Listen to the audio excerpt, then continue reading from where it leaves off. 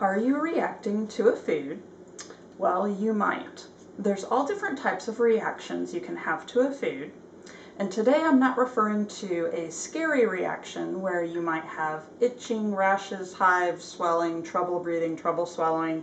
That's probably a food allergy that you need to get checked out. And I'm also not referring to, say, gas, trouble digesting, like an intolerance either. Today I want to talk about food sensitivities.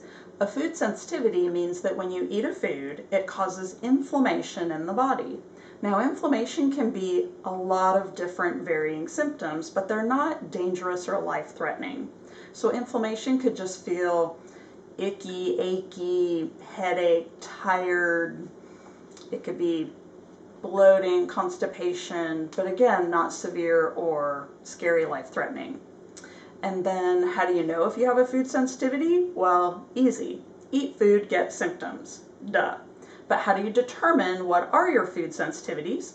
Well, first you can do a trial and error with a food diary. If you have symptoms, probably within about 12 hours consistently after a food, suspect of food sensitivity. Second, if your heart rate increases pretty shortly after having a food consistently, that can also be a food sensitivity, and I may elaborate more in a future video on that. Thirdly, there is food sensitivity testing, and there's many companies that offer food sensitivity tests. But I want you to understand a few things. So always think about, before you invest in a test that's probably not covered by insurance, do you think it's accurate? You might want to look into the companies that offer food sensitivity testing. For example, tests that are going to be more accurate tend to be companies that do reliability. They're called reproducibility or quality tests. So say they take a blood sample and test it a couple times to make sure it's consistent.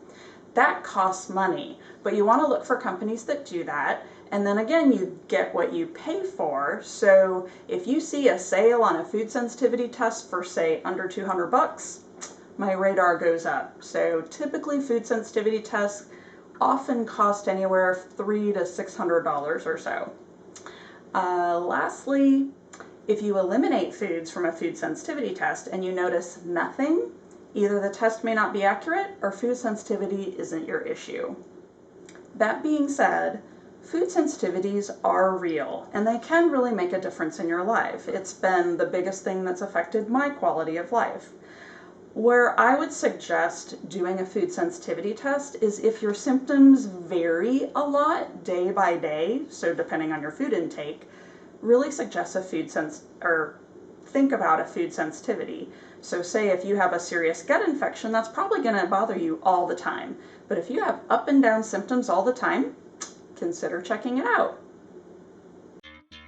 Research shows that clicking the thumbs up and subscribe button will make fingers healthy and strong, and besides, it's free.